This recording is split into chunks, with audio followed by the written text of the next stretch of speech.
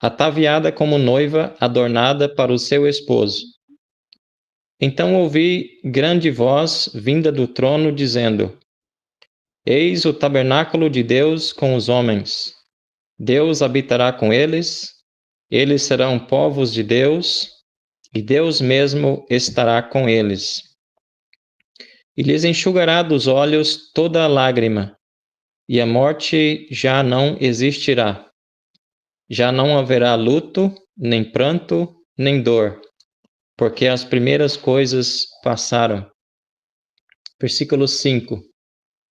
E aquele que está sentado no trono disse: Eis que faço novas todas as coisas.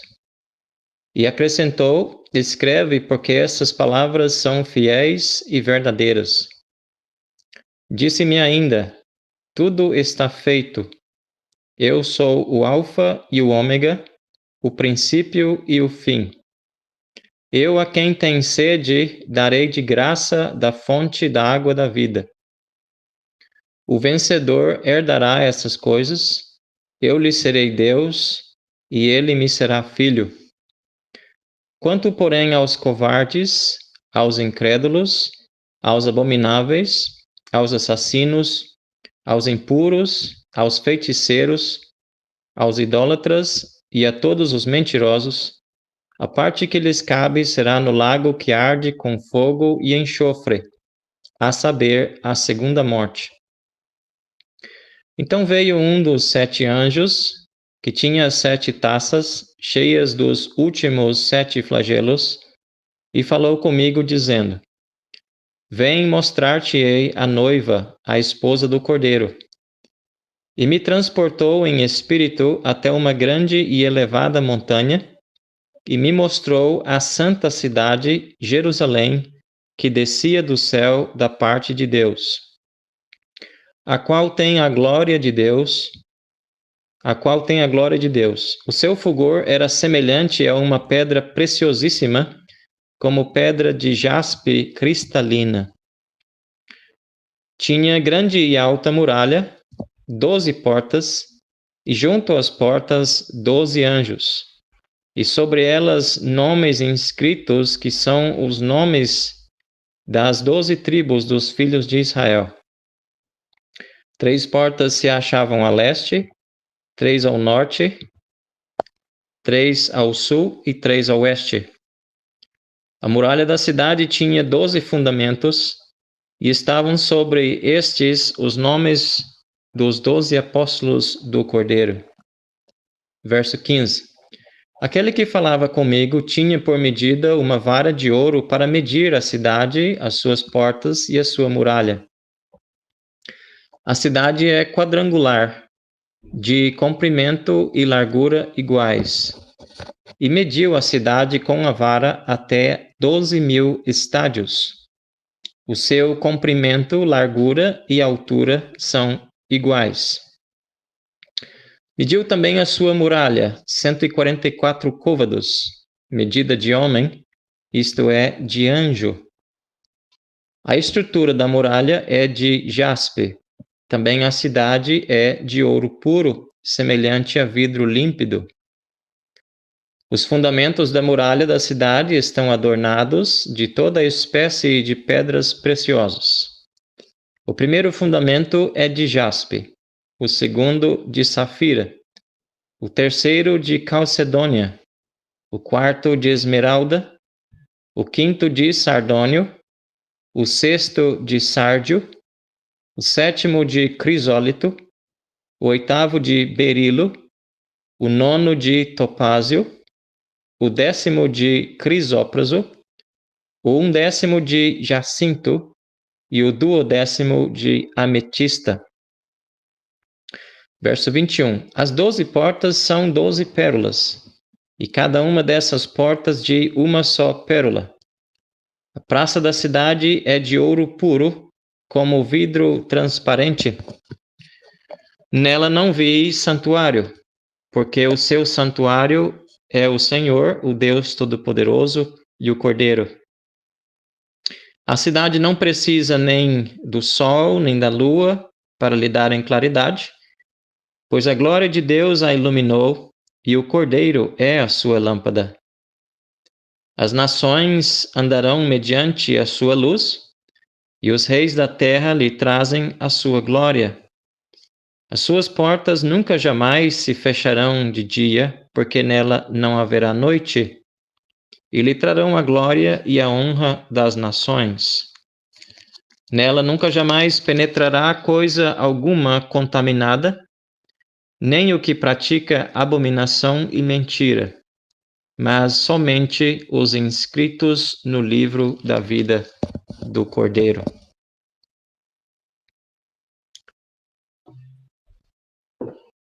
Nesse capítulo que trata sobre as coisas depois do milênio,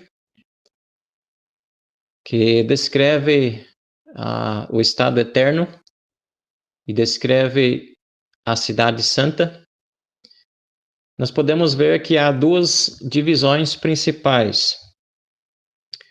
A primeira divisão, dos versículos 1 até 8, descreve o novo céu e a nova terra. E os versículos 9 a 27 descreve a nova Jerusalém.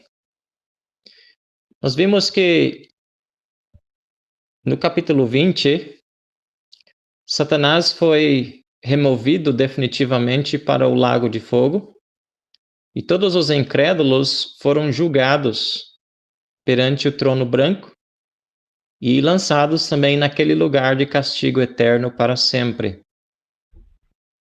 Vimos também como que Pedro também descreve sobre o dia do Senhor terminando com esse julgamento e com essas grandes mudanças na terra antes do dia de Deus. Segundo Pedro, capítulo 3, versículos 1 a 12. Assim nós entendemos que o novo céu e a nova terra são os resultados dessas mudanças drásticas e completas, e que agora nós estamos lendo sobre a descrição do dia de Deus, ou seja, sobre o estado eterno, novos céus e nova terra. Também Paulo escreveu sobre este fim em 1 Coríntios capítulo 15, versículos 24 a 27, mostrando que nesse tempo Cristo entregará o trono a Deus Pai depois do seu reino durante o milênio. Agora, voltando para o capítulo, nós podemos notar outras divisões. Nessa primeira parte, que vai do versículo 1 até 8, podemos ver duas divisões menores. Primeiramente, versículos 1 a 5, nós temos mudanças nos céus e na terra. O céu e a terra sendo desfeito e sendo formado novos céus e nova terra. Versículo 1. Nos versículos 6 a 8, tem uma mensagem de graça e de advertência de Deus para o mundo. Então vamos olhar esse capítulo versículo por versículo. Versículo 1. Nós sabemos que essa visão que João recebeu aqui em Apocalipse 21, versículo 1, do novo céu e da nova terra, será cumprida depois do milênio, depois de terminados os 1000 anos do reinado de Cristo. Porque nós sabemos que durante o milênio ainda haverá mar. Como, por exemplo, Salmo 72, versículo 8, fala sobre o mar existindo ainda durante o milênio. Também a profecia de Ezequiel, no capítulo 47, fala sobre os mares ainda, o mar Mediterrâneo e o mar Morto, durante o milênio. Haverá mudanças, sim, mas os mares ainda existirão nesse tempo. Mas aqui, nós vemos esse detalhe no fim do versículo 1, o mar já não existe. Ou seja, não vai existir mais mar. na nova terra. Essa palavra céu aqui inclui o primeiro e o segundo céu, que faz parte desta criação. Esses céus visíveis, que tem as nuvens, o sol, a lua e também os planetas lá fora, as estrelas, etc. O universo. Então é esse céu que vai ser desfeito. E esta terra. Nós devemos entender que essa grande mudança que vai acontecer vai trazer grandes efeitos na terra. Grandes mudanças, vai ser totalmente desfeito. E outra terra nova vai ser criada totalmente diferente desse sistema. Quando nós pensamos, por exemplo, no sistema hidrológico que nós conhecemos, que produz o vapor da água do mar, que forma as nuvens, que depois cai em forma de chuva, tudo isso não vai ter mais. Agora, nessa terra, nós não podemos sobreviver sem o mar e sem a chuva. Contudo, naquele tempo haverá outra grande fonte de água doce, como é descrito no capítulo 22 e versículo 1, o rio da água da vida. Nós pensaremos na permissão do Senhor com mais detalhes nesse capítulo no próximo estudo. Agora, versículo 2, João viu a cidade santa, a nova Jerusalém, que descia do céu, descendo do céu da parte de Deus. Nós devemos entender que esta é uma cidade e morada real, porque ela é mencionada também como um lugar real, como uma cidade literal, em outros textos das Escrituras, como, por exemplo, Hebreus capítulo 11. Vamos conferir Hebreus 11, 10. Hebreus capítulo 11 e versículo 10.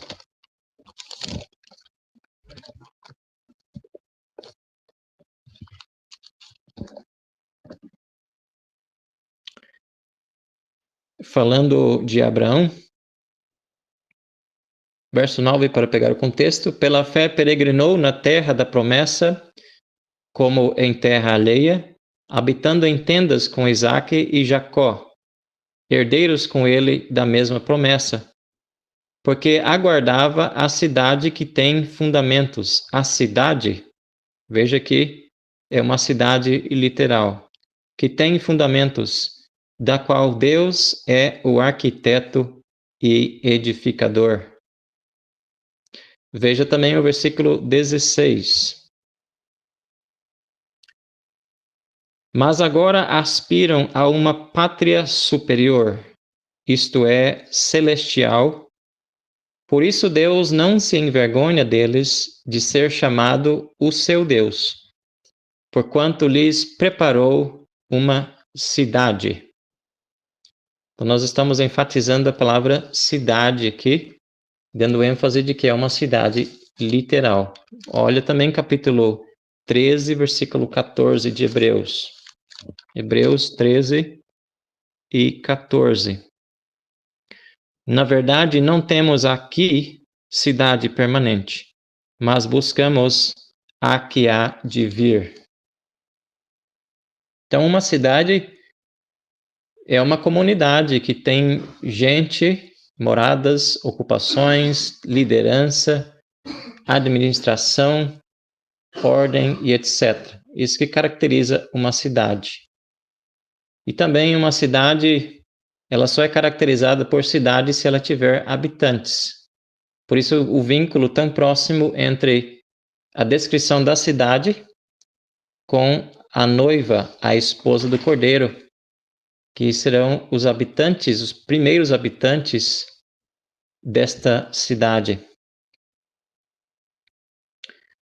Agora nós vemos aqui também essa expressão no versículo 2, ataviada como noiva adornada. A cidade descendo da parte de Deus, ataviada como noiva adornada. Isso expressa figurativamente a beleza dessa cidade santa, a glória dessa cidade. Assim como nós vimos nos capítulos 17 e 18, a destruição da cidade de Babilônia, com o seu caráter descrito pela figura de uma mulher imoral, aqui nós vemos a cidade santa ilustrada por uma mulher pura e santa, a esposa do Cordeiro, a noiva de Cristo. A Jerusalém terrestre, a Jerusalém atual em Israel, falhou no seu dever. Essa palavra, esse nome Jerusalém, significa cidade de paz. Mas a Jerusalém terrestre nunca foi verdadeiramente uma cidade de paz. Mas a nova Jerusalém será uma cidade de verdadeira paz. Ela não falhará. Nós notamos aqui que não diz que essa cidade desce completamente para a terra, e por isso muitos pensam que ela ficará suspensa sobre a terra, pelo menos durante o período do milênio. E ela descerá, então, definitivamente sobre a nova terra, depois que esta criação for desfeita. Mas isso são suposições baseadas em outras verdades que nos levam a esse pensamento. Antes de passar para o versículo 3, eu só queria mencionar 7 nomes que essa cidade tem. Nós vimos aqui no versículo 2 esta expressão Nova Jerusalém. Esse é um dos principais nomes que essa cidade tem. E aparece 2 vezes no Novo Testamento. E aqui no livro de Apocalipse. Aqui no capítulo 21, versículo 2. E também em Apocalipse capítulo 3, versículo 12. A Nova Jerusalém.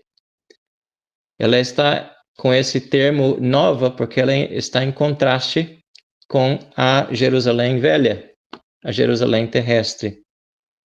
Também na mesma frase ela é chamada Cidade Santa, aqui no versículo 2, e também aparece a mesma expressão no versículo 10, Cidade Santa, e outra vez no capítulo 22, versículo 19, 3 vezes no Novo Testamento.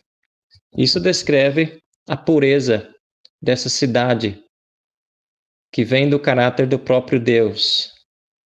Nós lemos, por exemplo, no versículo 27, que nela nunca jamais penetrará coisa alguma contaminada. Tudo ali é santo e puro, até mesmo os habitantes dessa cidade. Outra expressão que tem nas Escrituras, no Novo Testamento, para a Nova Jerusalém, é a expressão usada pelo Senhor Jesus Cristo em João capítulo 14, versículo 2. A casa do Pai. Na casa de meu Pai há muitas moradas. E isso descreve a comunhão de Deus com os salvos nesse lar celestial. Sempre a casa do Pai fala de comunhão. A habitação de Deus com os homens. Outra expressão que nós encontramos isso na carta de Paulo aos Gálatas, capítulo 4, 26, ela é chamada Jerusalém de cima. Jerusalém de cima. Lá diz, mas a Jerusalém lá de cima é livre, a qual é nossa mãe. Então ela recebe esse nome porque está em contraste com a Jerusalém de baixo, a Jerusalém terrestre. Por isso ela também é chamada em Hebreus 12, 22, Jerusalém celestial.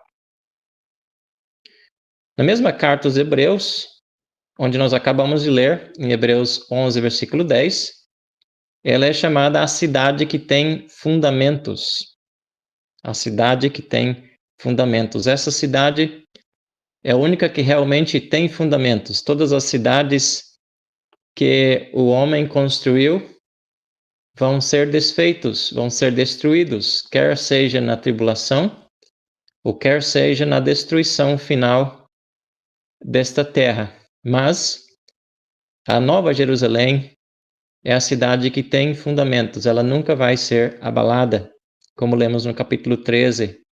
Na verdade, não temos aqui cidade permanente, mas buscamos a que há de vir.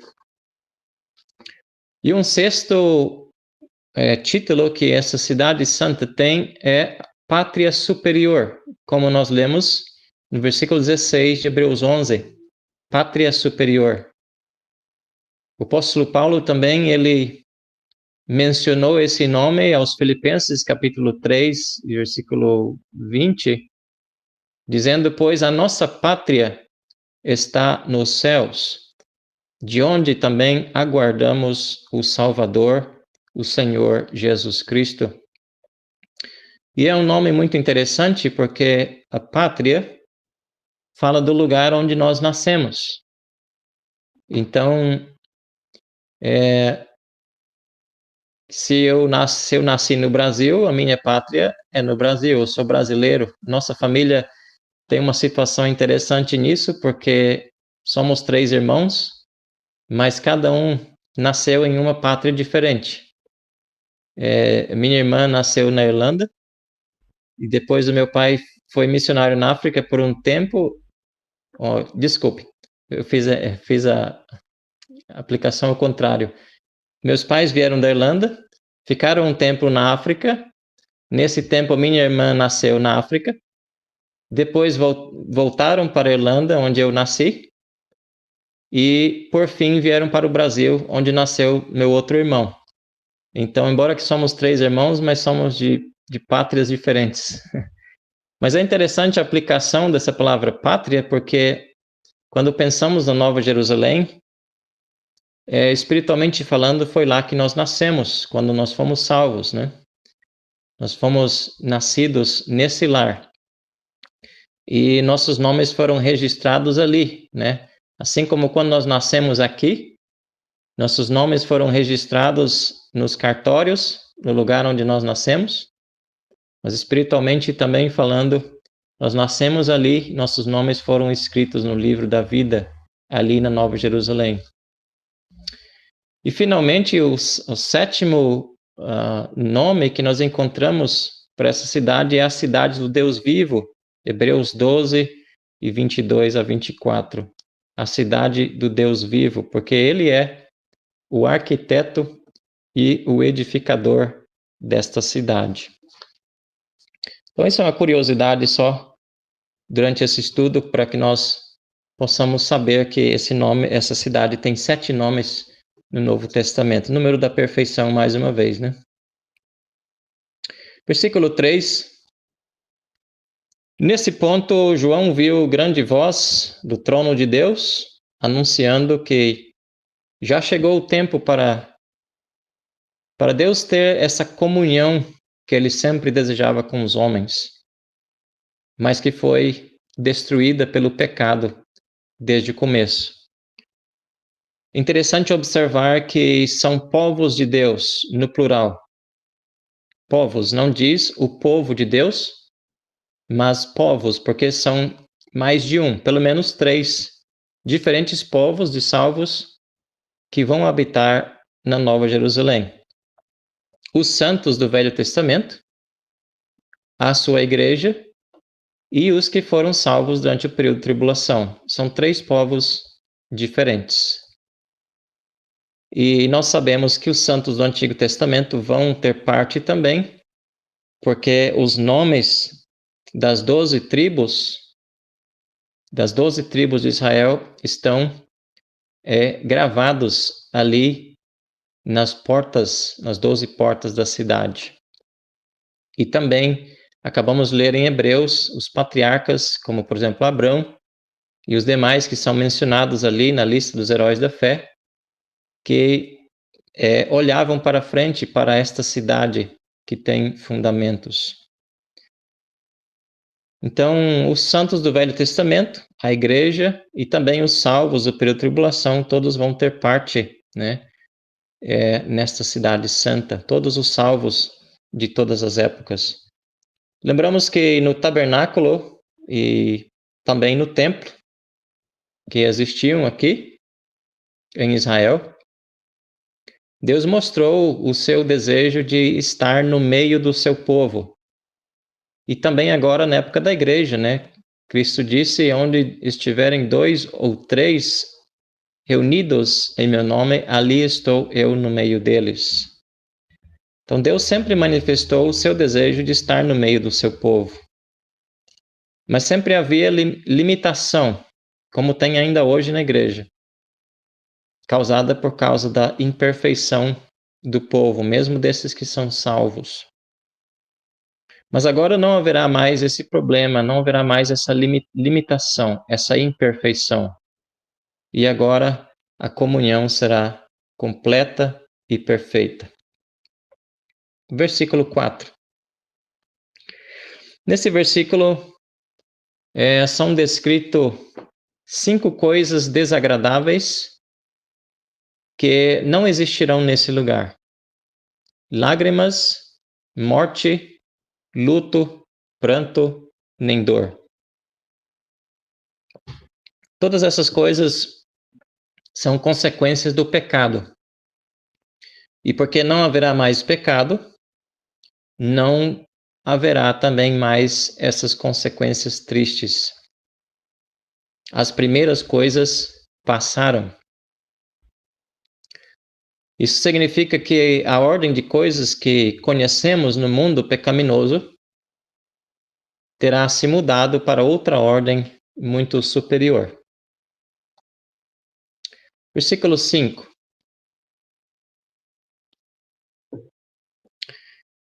Desde o capítulo 4, nós achamos Deus no trono no céu, em controle do universo e sendo adorado como o Criador de todas as coisas. É Ele também que fará essa nova criação maravilhosa. Alguns podem até duvidar o que está escrito, mas João foi encorajado a escrever porque essas palavras são fiéis e verdadeiras. Escreve essas palavras, porque são fiéis e verdadeiras. Eis que faço novas todas as coisas. Verso 6. Agora vem uma mensagem de Deus para o mundo. E nós devemos lembrar que esse livro foi escrito não apenas para informar os salvos sobre eventos futuros, mas também para que almas sejam salvas agora, aqueles que leem e que ouvem as palavras dessa profecia. A mesma voz de Deus continua afirmando a sua eternidade, como fez lá no capítulo 1, versículo 8. Ele é o Alfa e o Ômega. Tudo está feito. Eu sou o Alfa e o Ômega, o princípio e o fim. Eu, a quem tem sede, darei de graça da fonte da água da vida. Ele é o Alfa e o Ômega, as duas, a primeira e última letra do alfabeto grego, da qual todas as outras palavras são formadas. O alfabeto inteiro, do começo ao fim. Tudo que é pensado, tudo que é falado, tudo que é escrito, depende desse alfabeto. E sem Deus nada existiria. E ele é o primeiro e o último. O primeiro e o último. Esse convite de graça é o evangelho que pregamos hoje e que não será dado mais na eternidade. A fonte da água da vida, que fala da salvação que há em Cristo, como aquela rocha nos dias de Moisés que foi ferido, Êxodo capítulo 17, versículo 6, e que saiu água. E lembramos como que o apóstolo Paulo, escrevendo aos Coríntios, lembra que Cristo era essa rocha. Embora que haja um rio literal que procede do trono, vamos ver isso no outro estudo, na permissão do Senhor, águas literais, mas elas são também usadas como símbolo de salvação. A quem tem sede, darei de graça da fonte da água da vida. Vemos que é de graça, não tem nada a ser pago e também há suficiente para todos. Ela não se esgota.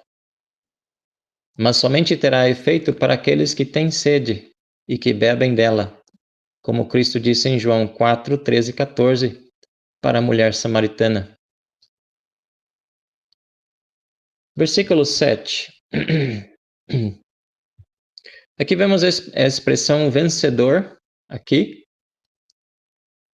E essa expressão se refere àquele que venceu Satanás e obedeceu ao Evangelho, em se arrepender dos seus pecados e crer em Cristo.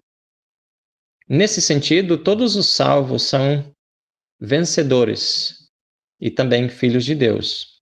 Romanos 8, 16 e 37.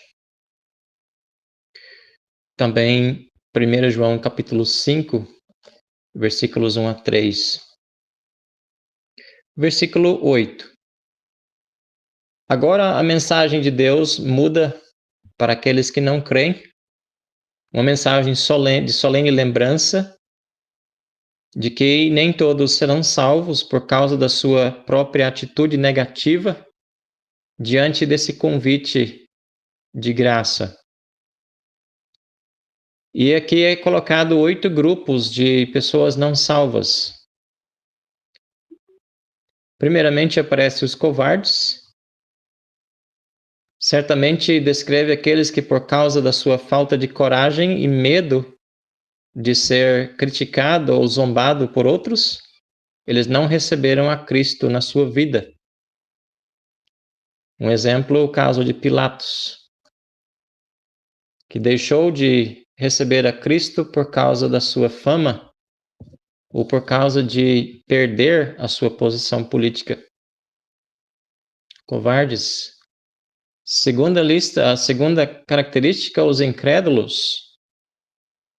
Por causa de não ter fé na palavra e em Cristo, esses perderam as suas almas por causa da sua incredulidade. Lembramos de muitos fariseus que, embora vendo o Senhor Jesus Cristo e vendo os seus milagres, não creram em Cristo. Os abomináveis, aqueles que amam as trevas do pecado mais do que a luz. Os assassinos, aqueles que matam os outros, geralmente por causa de inveja, né? Como fez Caim. Os impuros. Tem uma descrição dessas pessoas em Romanos capítulo 1, versículos 22 a 27. São aqueles que se contaminam na área da moralidade, imorais. Os feiticeiros, os que se envolvem com espiritismo, que são formas de idolatria. Os idólatras, os que adoram outros deuses, mesmo que sejam pessoas santas que já viveram. E também aparecem os mentirosos, os que falam com falsidade para enganar os outros. Como Cristo disse, são filhos do diabo. Deus deixa bem claro que todos esses estarão com Satanás eternamente no lago de fogo que arde com fogo e enxofre, que é a segunda morte. Ninguém poderá dizer que Deus não os avisou do perigo de recusar beber da água da salvação. Se tem alguém ouvindo essa palavra nessa noite, você já bebeu desta água da salvação? Já creu em Cristo como teu Senhor e Salvador? Não queira fazer parte dessas pessoas que vão sofrer eternamente na segunda morte no Lago de Fogo. Agora passamos para a segunda parte desse capítulo que descreve a Cidade Santa, versículos 9 a 27.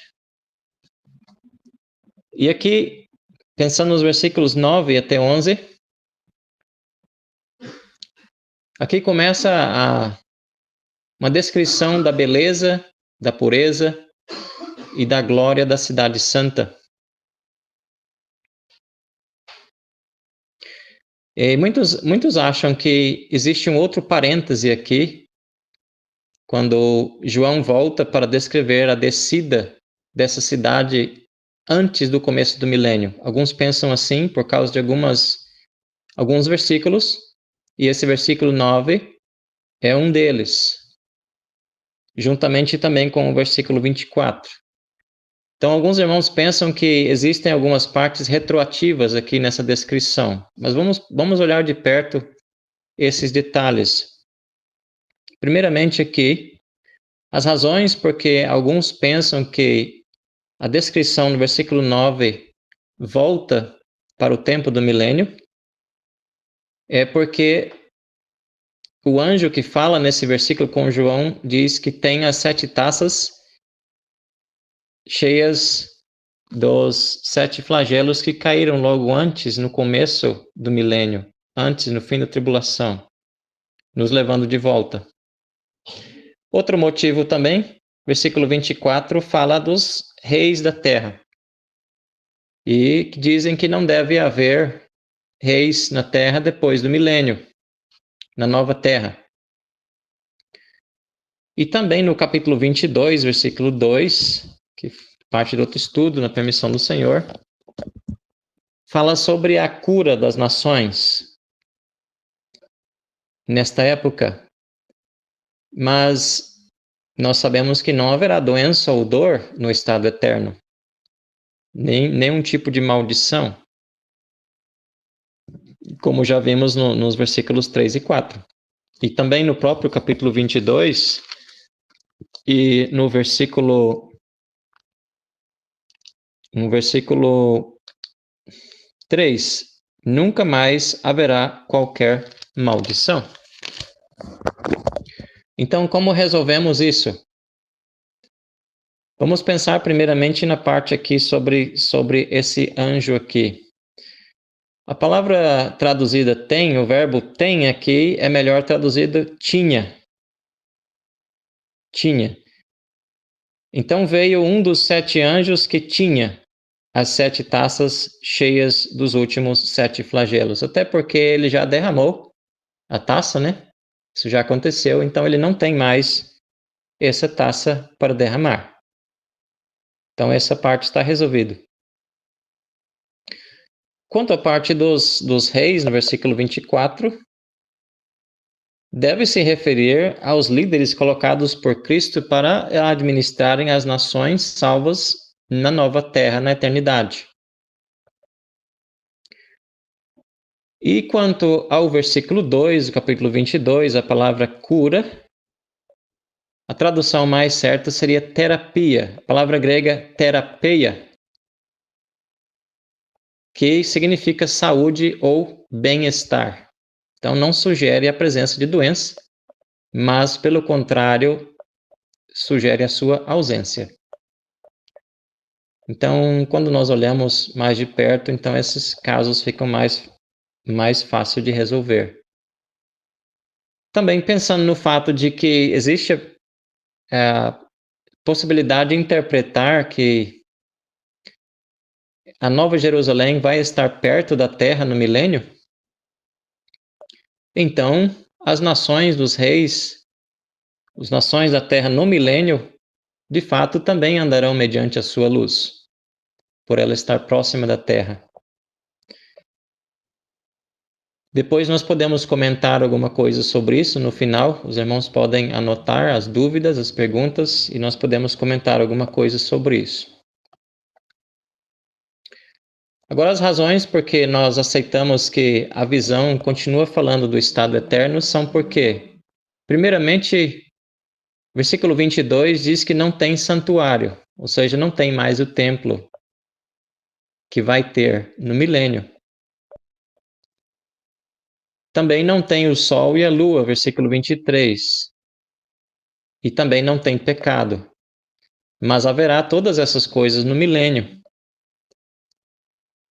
Também na continuação da descrição da cidade, nos capítulos 22, 1 a 5, é afirmado que essas condições perfeitas durarão pelos séculos dos séculos, que no grego significa eternamente. Então, não descreve o período do milênio, não tem como encaixar no período do milênio. Nessa parte aqui, do versículo 9 até o fim, tem podemos colocar 5 subdivisões também. Versículos 9 a 11 fala sobre a majestade da cidade. Versículos 12 a 14 fala sobre a muralha da cidade.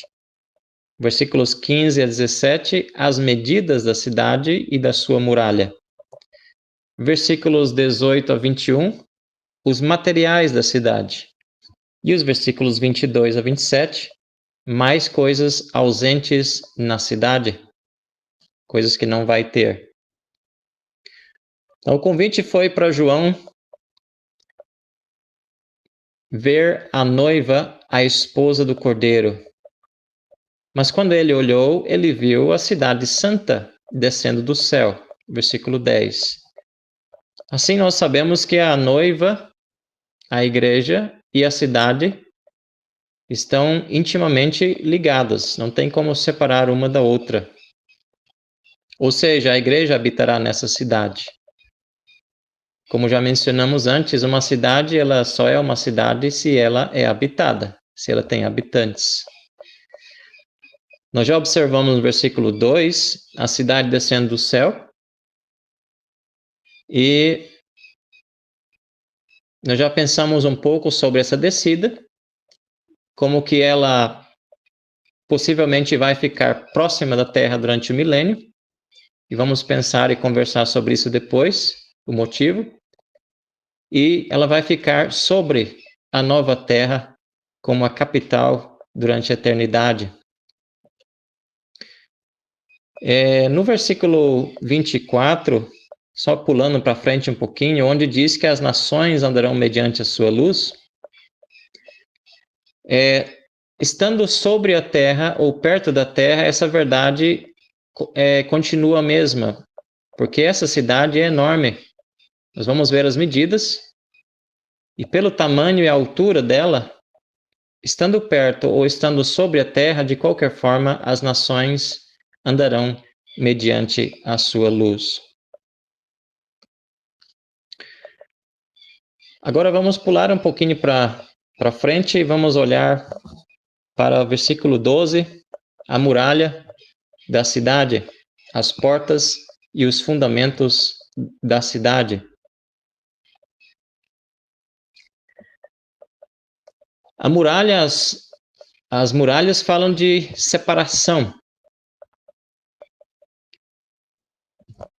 Sempre que as cidades antigas tinham suas muralhas, era para proteger contra ataques de inimigos. Então fala de separação, proteção e segurança. E aqui diz que essas muralhas são grandes e altas, sugerindo segurança total e permanente. E nessas muralhas tem 12 portas, com 12 anjos como guardas, que sugerem acesso controlado. Os que entram têm que ter as qualificações, versículo 27. Somente aqueles que têm seus nomes inscritos no livro da vida. Embora que não existirá mais o pecado, essas coisas enfatizam a pureza da cidade santa. Os nomes das 12 tribos dos filhos de Israel que estão inscritas nas portas mostram uma íntima ligação na eternidade entre Israel e a igreja. Embora que Israel sempre seja mais ligada com a nova terra e a igreja com o céu, como acabamos de mencionar em Filipenses 3:20, nossa pátria está nos céus. Mas vimos também que grandes servos do Velho Testamento, como Abraão, Moisés, Davi, Daniel e etc., eles aspiravam por essa pátria superior. E eles terão parte com Cristo e a Igreja nessa cidade santa. É interessante observar também a quantidade de vezes que aparece o número 12 aqui nessa descrição. Esse número 12, que aparece várias vezes, pelo menos 9 vezes, fala de perfeita administração, como os 12 discípulos que o Senhor escolheu para administração. Lembramos que foram 12 tribos de Israel. Lembramos também que Moisés escolheu 12 espias para espiar a terra de Canaã. Deuteronômio 1:23. Salomão ele tinha 12 intendentes, 1 Reis 4:7. E o Senhor escolheu 12 apóstolos. Então, esse número fala de administração completa. E esse número aparece 12 vezes aqui. Só no versículo 12 aparece 3 vezes. 12 portas, 12 anjos e os nomes das 12 tribos. No versículo 14 aparece 2 vezes. 12 fundamentos e os nomes dos 12 apóstolos sobre os fundamentos. Versículo 16, a medida da cidade, 12.000 estádios. Versículo 17, a muralha tem 144 côvados, 12 vezes 12 côvados.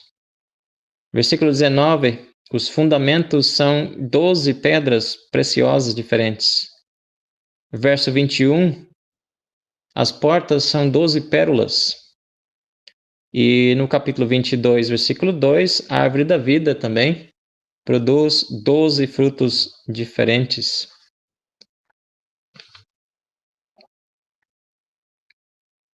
As portas são colocadas três de cada lado dos muros.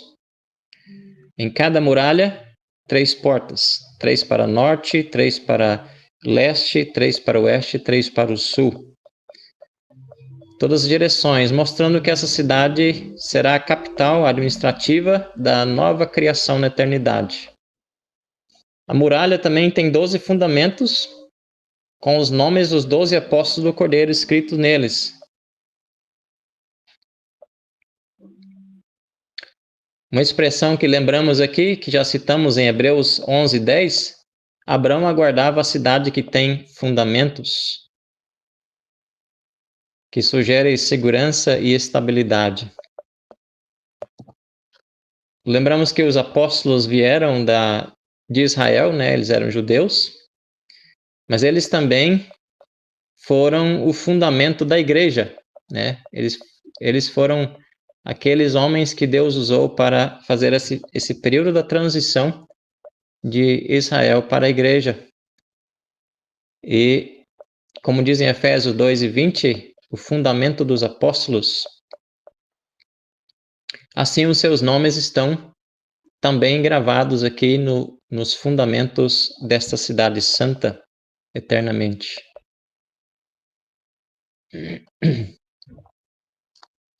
Versículos 15 a 17.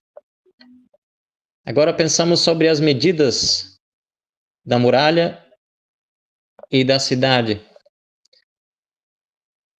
Comprimento, largura e altura iguais, em 12.000 estádios. Esse formato quadrangular com comprimento, largura e alturas iguais sugere um cubo enorme, 12.000 estádios. Isso equivale a aproximadamente, um estádio é aproximadamente 185 metros.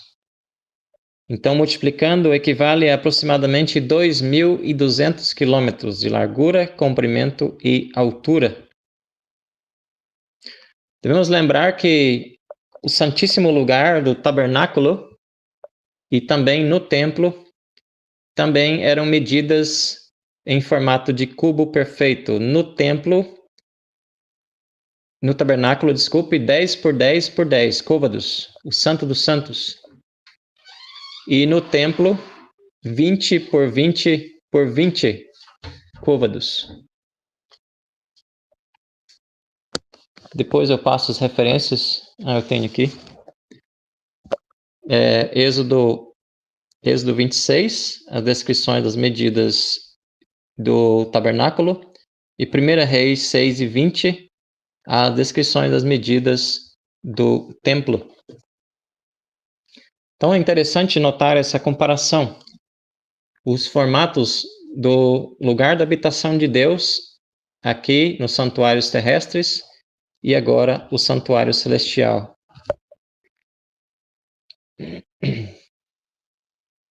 Também nós vemos que a muralha foi medida e deu 144 côvados, ou seja, 72 metros.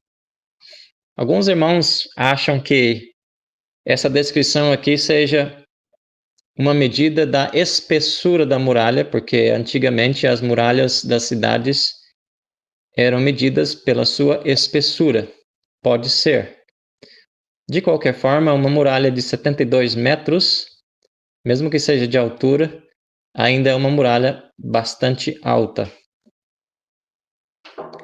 Agora, versículos 18 a 21, nós temos a descrição dos materiais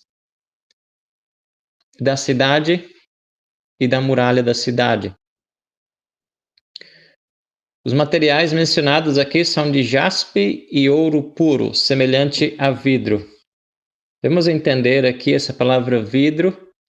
É uma tradução para o português, mas não tem no grego, não é a palavra vidro, mas é como cristal, transparente, brilhante, límpido. E também temos as pedras preciosas de vários tipos, e também as portas que são de uma só pérola em cada porta. Esses materiais preciosíssimos provam a grandeza e a glória daquele lugar. Muitos irmãos entendem que essas descrições são simbólicas, outros irmãos entendem de forma literal.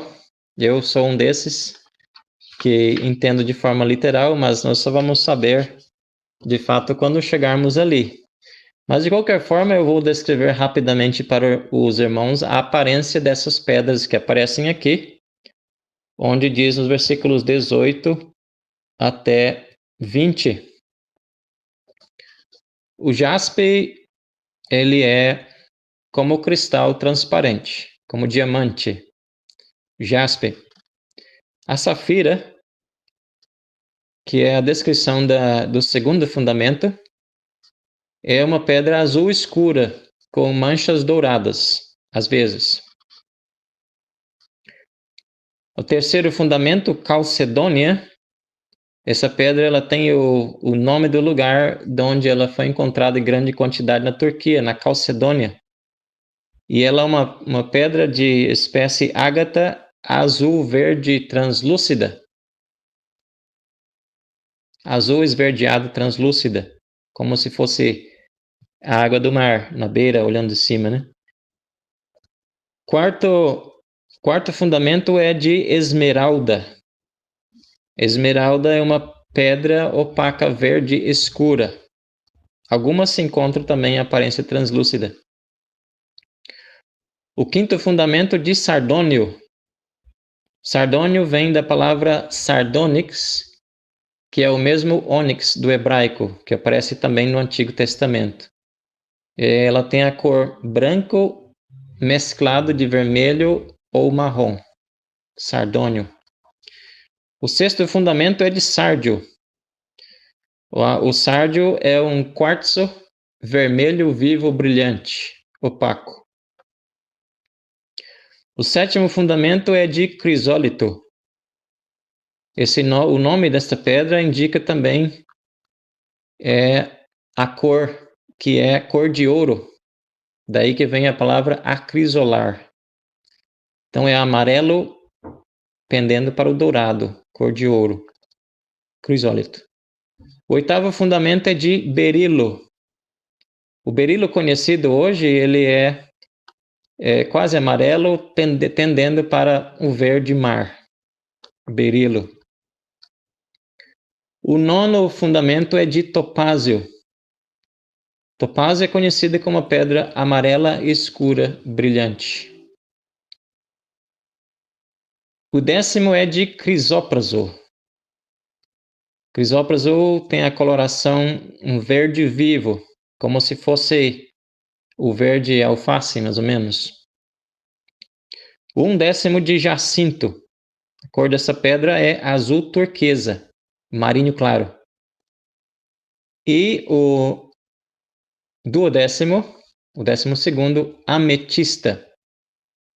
Ametista ela é encontrada na cor púrpura cristalino, translúcida.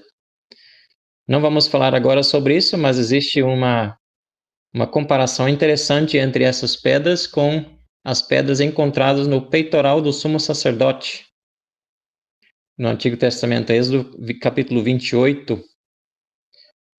E também as pedras encontradas em Ezequiel 28, no lugar onde Satanás antes habitava, antes da sua queda. Ezequiel 28. Êxodo 28, Ezequiel 28. Mas a gente pode falar sobre isso depois. E finalmente, versículos 22 a 27, para terminar. Agora é descrito mais 5 coisas que a cidade não tem ou não terá. Nós já temos visto que não tem mar, não tem lágrimas, não tem morte, não tem luto, não tem pranto, não tem dor. E agora João notou a ausência de um santuário. Um santuário, versículo 22. Ele viu que não tem templo ali, porque o seu santuário é o Senhor. Hoje não tem santuário, não tem templo em Jerusalém. Nós sabemos que ali tem uma mesquita no lugar do templo em Jerusalém. Mas os judeus eles estão ansiosos para construir o seu novo templo, o terceiro templo. E aí nós sabemos que um templo será construído na tribulação, ou no começo, ou até antes, e que também será profanado pela besta no meio daquele período de 7 anos.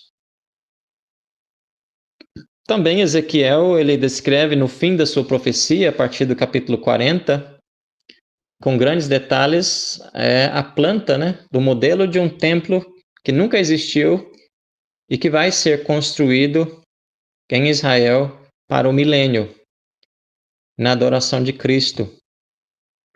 E também aparece em Zacarias capítulo 14, versículos 16 a 21.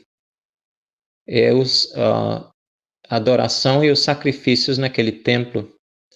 Mas na eternidade não haverá mais templo material, nem precisará, porque a cidade santa é o lugar da presença de Deus e do Cordeiro e a adoração a eles. Todas as nações na nova terra vão ter acesso a essa cidade pelas suas portas, pelas suas 12 portas, como descreve no versículo 21, para adorar ao Senhor. 12 pérolas. Diz aqui também que outra coisa que não precisa é da luz do sol e da luz da lua, porque a glória de Deus e do Cordeiro é a sua luz. Então, lembrando o seu tamanho, podemos pensar que grande poder terá essa glória para iluminar tão grande lugar e também a terra que está lá fora. Todos receberão e andarão mediante a sua luz. Vemos também outra coisa que não terá na cidade, é que essas portas elas não serão fechadas. João notou que essas portas não serão fechadas nunca. Assim como acontecia nas cidades antigas, à noite as portas eram fechadas, mas essas não fecharão. Alguém pode perguntar, mas então por que ter portas? Essa porta aberta fala de comunicação e comunhão. Haverá comunicação entre a cidade e as nações salvas habitantes na nova terra. Versículos 24 e 26. Também não entrará ali, outra coisa que não entrará ali qualquer pessoa ou coisa contaminada pelo pecado. é pureza absoluta. As palavras nunca jamais indica a certeza desse fato de que o pecado não entrará naquele lugar eternamente. Os salvos inscritos no livro da vida do Cordeiro, que deve incluir todos os santos desde Adão até no fim do milênio, todos esses são bem-vindos. Mas os incrédulos jamais conhecerão esse lugar. É um lugar preparado para um povo preparado. Em terminar, podemos entender que Deus revela essas descrições tão lindas e preciosas, em primeiro lugar, para encorajar os salvos no seu sofrimento agora aqui, para que, como Paulo escreveu aos Colossenses, nós olhemos para cima, para as coisas permanentes. Tudo isso vai passar aqui nesse mundo, todas as coisas daqui vão terminar, vão passar, e vão ser substituídos por coisas somente gloriosas e agradáveis. Mas também Deus ele deseja atrair pessoas não salvas para procurarem urgentemente o direito de estar nessa cidade. Como? Crendo no Senhor Jesus Cristo, o Cordeiro. Ele os avisa claramente do perigo de perder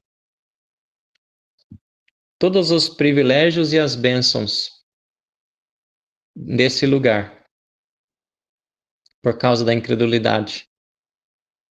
Porque a única outra alternativa, além desse lugar de paz e alegria, a única outra alternativa é o lago de fogo para sempre, como vimos no versículo 8.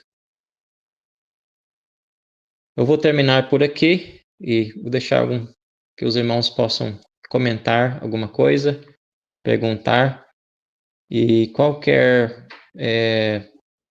parte que ainda ficou em dúvida, podemos continuar no próximo estudo, que ainda continua sobre a Nova Jerusalém, capítulo 22. Amém.